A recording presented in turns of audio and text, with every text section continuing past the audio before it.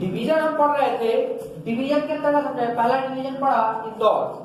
अब हम second division की बात करेंगे चंबल संभाग। चंबल संभाग की जब हम बात करेंगे तो इसमें आने वाले जिलों की हम बात करेंगे कि इसमें आने वाले प्रमुख जिले कौन कौन से हैं। ठीक है, सबसे पहले चंबल संभाग में जो जिले आते हैं उनकी संख्या 3 है और उन जिलों के नाम कुछ इस प्रकार हैं। एक श्योपुर, दूसरा है मुरैना और तीसरा है भिंड। ठीक है, पश्चिम से पूर्व की ओर क्रमशः आने वाले चंबल संभाग के जिले हैं। ठीक है, मुरैना श्योपुर, मुरैना और भिंड।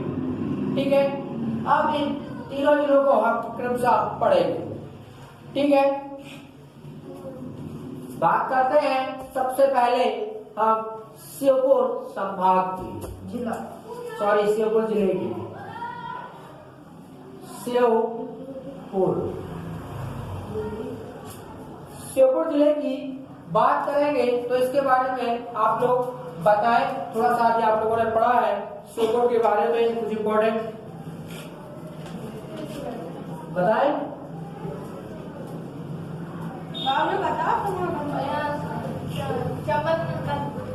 श्योपुर को हम मुरैना से अलग करते हैं 1998 में हम मुरैना से श्योपुर को अलग किया गया था।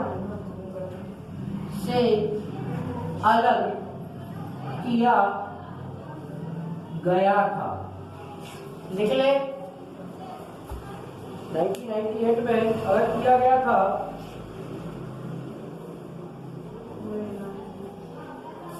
श्योपुर की मैंने आपको एक खास विशेषता बताई थी। यहाँ पर एक पालपुर कूलो अभ्यारण्य है।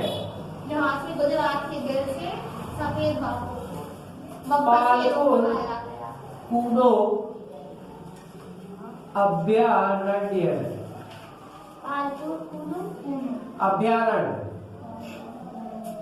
इस पालपुर कूलो अभ्यारण्य सबसे पहले बता देता हूँ, यहाँ पे कूनो नदी बहती है इसलिए इसका नाम पालपुर कूनो पड़ा है। कूनो नदी का नाम है। ठीक है, इसकी एक खास विशेषता है, इसके लिए यह बहुत चर्चा में रहा है। इस अभ्यारण्य में गुजरात के गिर राष्ट्रीय उद्यान से एशियाई बब्बर शेरों को स्थानांतरित किया गया है इस अभ्यारण्य में। ठीक है, अभ्यारण्य गुजरात के निकले, गुजरात के गिर राष्ट्रीय उद्यान, गुजरात के गिर राष्ट्रीय उद्यान से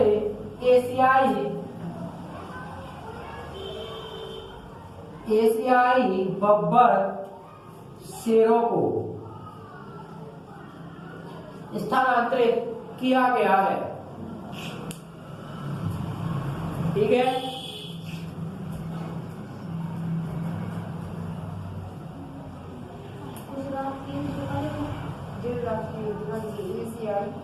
शेरों को स्थानांतरित किया है। और श्योपुर की हम बात करें तो यहाँ पर लकड़ी के खिलौने बनाए जाते हैं। इसके लिए प्रसिद्ध है काष्ठ के खिलौने, काष्ठ या लकड़ी के खिलौने।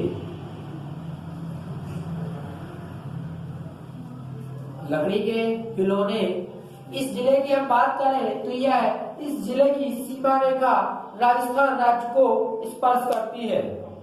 ठीक है, राजस्थान राज्य को स्पर्श करती है। लिखिए, श्योपुर में इतना ही है, इसके अलावा और कुछ कोई खास बात ऐसी है नहीं।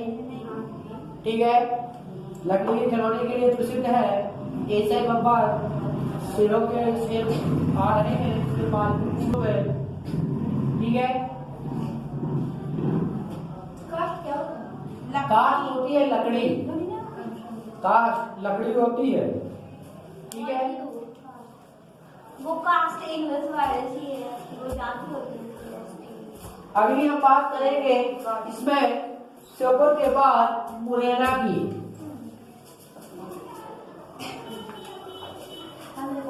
अगली बात करेंगे हम मुरैना डिस्ट्रिक्ट की, जिसके अंतर्गत आता है मुरैना।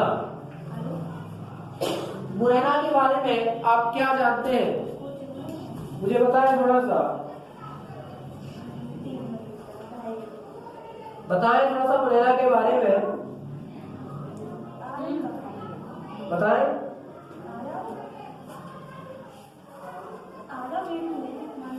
मुरैना जिले में आपको घड़ियालों का, जो घड़ियाल होते हैं मगरमच्छ के ऐसे दिखाई देते हैं, यहाँ पे एक चंबल अभयारण्य मिलेगा आपको। चंबल अभयारण्य, यहाँ पर घड़ियालों का संरक्षण किया गया है। घड़ियालों का संरक्षण, घड़ियाल और मगरमच्छ में क्या डिफरेंट होता है, घड़ियाल में क्या डिफरेंट होता है पता है क्या? रेप्टाइल और वो दोनों रेप्टाइल होते हैं। ठीक है, घड़ियाल और मगरमच्छ में से एक अंतर होता है कि आपने कभी देखा होगा किसी जू में जाएंगे तो घड़ियालों के चोंच लंबी होती है और मगरमच्छ का मुंह एक जैसा होता है, जैसे घड़ियालों की अपेक्षा छोटा मुंह पाया जाता है। ठीक है, इनके चोंच में पक्षियों जैसी थोड़ी चोंच पाई जाती है। इनमें घड़ियालों में दोनों रेप्टाइल्स होते हैं। चंबल अभयारण्य मुरैना में घड़ियालों का संरक्षण किया जाता है। मुरैना में ही कत्थक उद्योग,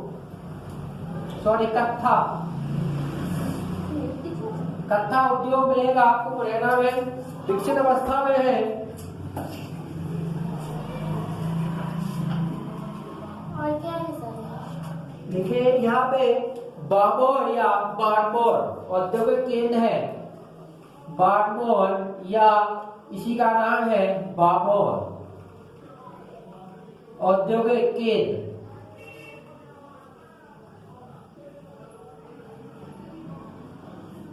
औद्योगिक केंद्र है, कत्था उद्योग के लिए मुरैना प्रसिद्ध है।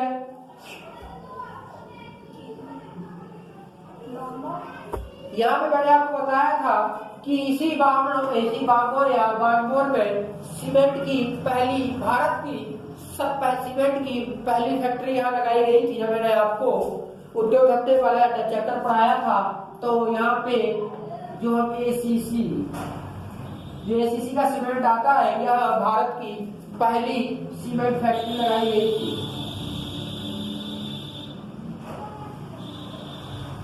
पहली सीमेंट फैक्ट्री यहाँ लगाई गई थी एसीसी की।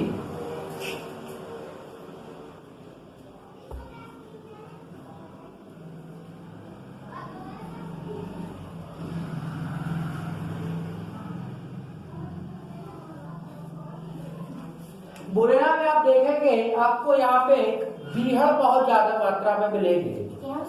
बीहड़ यहाँ पे आप देखेंगे चंबल नदी के द्वारा अवनालिका अपरदन की समस्या बहुत होती है।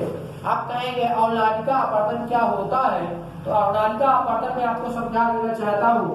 अवनालिका अपरदन, जब यहाँ चंबल नदी तीव्र वेग से प्रवाहित होती है तो आसपास की जमीनों को काट के एक नाली रूप में यहाँ से निकल जाती है।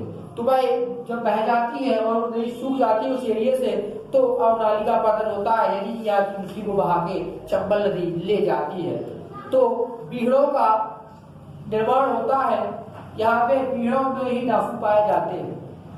आपने सुना होगा चंबल के डाकू इन्हीं पेड़ों में निवास करते हैं, क्योंकि यह ऊंचे नीचे होते हैं, इसलिए यहाँ गाड़ी घोड़े ले जाने में समस्या होती है और वे यहाँ आसानी से विलुप्त हो जाते हैं। ठीक है, तो लिख लें मुरैना में ही चंबल नदी के द्वारा सर्वाधिक अवनालिका अपरदन होता है और भीड़ों की मात्रा पाई जाती है।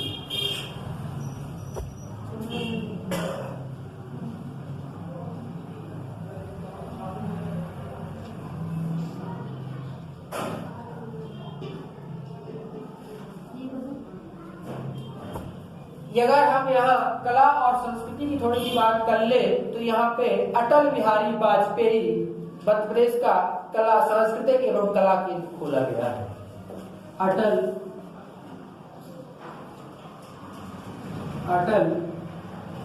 बिहारी वाजपेयी जी सांस्कृतिक एवं कला केंद्र मुरैना में क्वेश्चन आ सकता है, अटल बिहारी वाजपेयी सांस्कृतिक एवं कला केंद्र मध्य प्रदेश के किस जिले में अवस्थित है? तो आपका ऑप्शन सही आंसर होगा मुरैना। आपसे पूछा जा सकता है कि मध्य प्रदेश में सबसे पहले सीमेंट फैक्ट्री कहाँ खोली गई थी? तो एक तो आपको बानमोर दिखाई देगा, यदि बानमोर नहीं है तो फिर आप ऑप्शन के लिए मुरैना जाएंगे।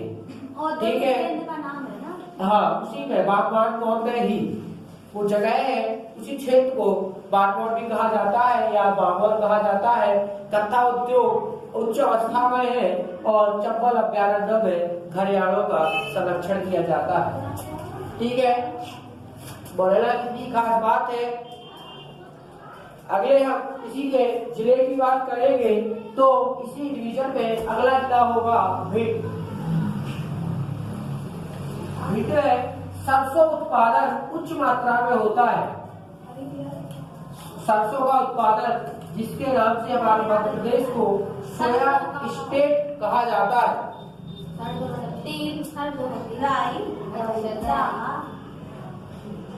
सोया स्टेट, सॉरी सरसों सोयाबीन का गलत बोल गया हूँ शायद।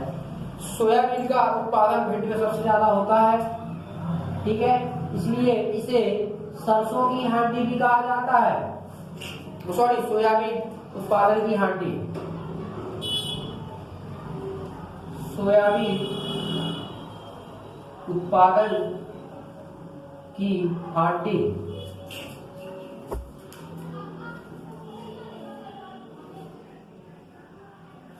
सॉरी सोयाबीन नहीं है, सरसों ही है। मैं सही बोल रहा था, यहाँ पे सही बोल रहा था, इसकी वजह से कंफ्यूज हुआ हूँ मैं। सरसों की वजह, सरसों उत्पादन अत्यधिक मात्रा में होता है। सरसों आपने देखा है राई के जैसा, राई जो होती है वो काले कलर की होती है और सरसों पीला होता है। ठीक है, सरसों उत्पादन अत्यधिक मात्रा में होता है, इसलिए इसे सरसों उत्पादन की हड्डी कहा जाता है। इसी में आप देखेंगे भिंड जिले में मध्य प्रदेश का सबसे कम लिंगानुपात मिलेगा आपको, सबसे कम लिंगानुपात, जिसका 837 पर 1000 पुरुष है। इसी न्यूनतम लिंगानुपात की वजह से भिंड को मध्य प्रदेश का हरियाणा कहा जाता है। अब हरियाणा क्यों कहा जाता है? क्योंकि हमारे जो ऑल ओवर इंडिया की बात होती है तो हरियाणा एकमात्र ऐसा राज्य है जहाँ पे सबसे कम लिंगानुपात पाया जाता है। ठीक है, इसलिए इसे मध्य प्रदेश का हरियाणा कहा जाता है। लिंगानुपात को समझ आ रहा होगा। 1000 यदि पुरुषों की संख्या है तो वहां महिलाओं की संख्या 837 है। ठीक है,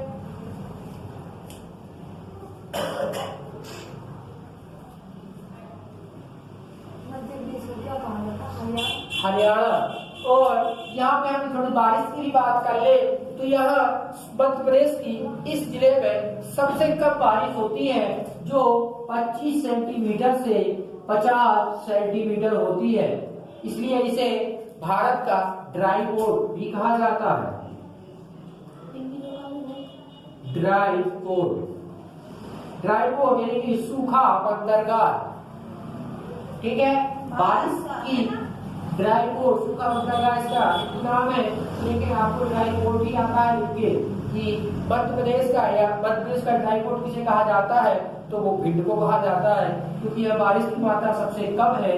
ठीक है, मध्य प्रदेश का कहा जाता ना। हाँ, मध्य प्रदेश का ड्राई कोट। ठीक है, बारिश देख रहे हैं आप 25 सेंटीमीटर से 50 सेंटीमीटर सबसे कम बारिश होती है यहाँ पे।